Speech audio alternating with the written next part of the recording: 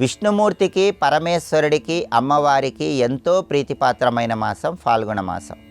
ఫాల్గుణ మాసంలో ఎలాంటి ప్రత్యేకమైన వ్రతాలు ఆచరిస్తే సమస్త శుభ ఫలితాలు చేకూరతాయో నేటి శుభం లాభం అనే శీర్షికన పరిశీలిద్దాం.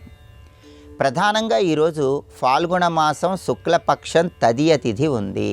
కాబట్టి ఈరోజు సౌభాగ్య వ్రతము అనే పేరుతో శివపార్వతులను పూజిస్తే విశేషమైన శుభ ఫలితాలు చేకూరుతాయి. కాబట్టి సౌభాగ్య గౌరీ వ్రతం సందర్భంగా ఈరోజు పూజా మందిరంలో శివపార్వతుల చిత్రపటం దగ్గర దీపారాధన చేసి శివపార్వతులకు పంచోపచార పూజ చేస్తే ఉత్తమ ఫలితాలు కలుగుతాయి. గంధం, పుష్పం, ధూపం, దీపం, నైవేద్యం ఈ 5 ఉపచారాలతో శివపార్వతుల చిత్రపటానికి పూజ చేసినట్లయితే సౌభాగ్యవ్రతం సందర్భంగా శివపార్వతుల సంపూర్ణమైన అనుగ్రహానికి ప్రతి ఒక్కరూ సులభంగా పాత్రులు కావచ్చు.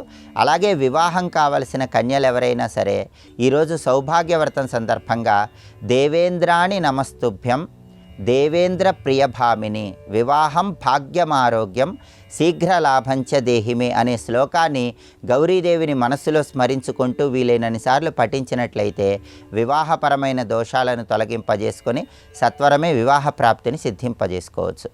అలాగే రేపు ఫాల్గుణ మాసం శుక్లపక్షం చవితి తిథి ఉంది. ఫాల్గుణ శుక్ల చవితి నాడు డుండి గణపతి వ్రతాన్ని ఆచరించడం ద్వారా గణపతి అనుగ్రహం కలుగుతుందని గణేష పురాణంలో ప్రామాణికంగా చెప్పారు. ఈ డుండి గణపతి వ్రతాన్నే పుత్ర గణపతి వ్రతం అనే పేరుతో కూడా పిలుస్తారు. కాబట్టి రేపటి రోజున గణపతి అనుగ్రహం కలగాలంటే ఉదయం నిద్ర లేచిన తర్వాత శిరస్నానాన్ని ఆచరించాలి. ఆ తర్వాత పూజా మందిరంలో అర్క గణపతి అంటే జిల్లేడు గణపతిని కానీ లేదా వెండి గణపతిని కానీ ఏర్పాటు చేసుకోవాలి. ఫాల్గుణ శుక్ల చవితి నుంచి ప్రారంభించి ఎవరైతే కనీసం 41 రోజుల పాటు ప్రతిరోజు కూడా గణపతిని జిల్లేడు పూలతో, ఎర్రటి పుష్పాలతో, గన్నేరు పూలతో పూజిస్తారో వాళ్ళు గణపతి అనుగ్రహం వల్ల సమస్త శుభ ఫలితాలు పొందుతారని, సత్సంతాన ప్రాప్తి కలుగుతుందని గణేష పురాణంలో చెప్పారు. కాబట్టి రేపందరూ కూడా శిరస్నానం చేసిన తర్వాత గణపతి విగ్రహాన్ని ఏర్పాటు చేసుకొని ఓం కపిలాయ నమః అనే మంత్రాన్ని స్మరించుకుంటూ మందార పూలతో, గన్నేరు పూలతో, జిల్లేడు పూలతో గణపతిని పూజించినట్లయితే గణపతి సంపూర్ణమైన అనుగ్రహం కలుగుతుంది. అలాగే రేపు గణపతిని పూజించే వాళ్ళు ఎవరైనా సరే గణపతికి అటుకులు, బెల్లం నైవేద్యంగా సమర్పించండి. దానివల్ల గణపతి అనుగ్రహం కలుగుతుంది. అలా సమర్పించినటువంటి నైవేద్యాన్ని 8 సంవత్సరాల లోపు బాలికలకు, బాలురకు అందరికీ పంచిపెట్టండి.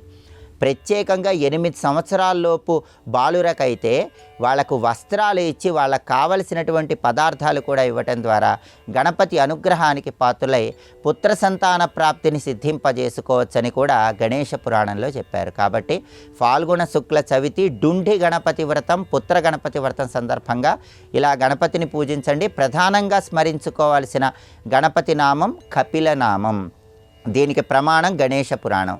ఎవరైతే ఓం కపిలాయ నమః అనే నామాన్ని ఫాల్గుణ శుక్ల చవితి నుంచి ప్రారంభించి ప్రతిరోజు స్మరించుకుంటూ గణపతిని పూజిస్తారో వాళ్ళు గణపతి అనుగ్రహం వల్ల సర్వ సౌఖ్యాలను సిద్ధింపజేసుకుంటారని గణేష పురాణంలో ప్రామాణికంగా చెప్పారు. కాబట్టి సౌభాగ్య వ్రతము అలాగే డుండి గణపతి వ్రతం పేరుతో ఇలా ప్రత్యేకమైన వ్రతాలు ఆచరించండి. సమస్త శుభ ఫలితాలను సిద్ధింపజేసుకోండి.